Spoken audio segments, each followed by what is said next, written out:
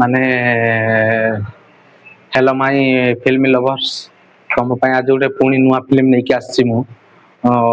नहीं आसी मतलब काली तो तुमको गोटे फिल्म ना कही तो आज आउ गोटे फिल्म ना तुमको कहूँ एबे ना कहीदे तो फिल्म सरीज तो एबे तुमको ना कहमी ना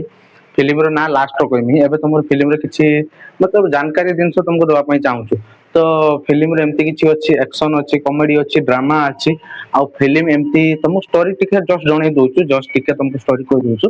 तुम देखा थोड़ा ट्राए कर एक बार तुम देखला मत कह तुमको मतलब फिल्म तुमको जो रिकमेंड करनी भूल कि ठीक ठीक अच्छी ना थे खाली देखा ट्राए कर फिल्म तुम देखो जे भल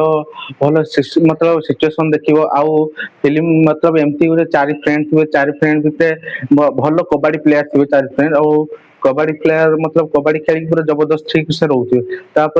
तीन टा गैंगस्टर थी तीन टा अलग अलग गैंग थी से तीन टा गैंगस्टर भितर एम भूल पशिजे तो भूल जे पशि जाइए बटी आदाय करवा लोक को पिटा ये करवा से करवा सब चक्कर पड़ी चारि दोस्त पर हिंचिन होपर तुम स्टोरी देख तुम बुझीपार कौन है कौन ना एत सुंदर लगे तुमको फिल्म मतलब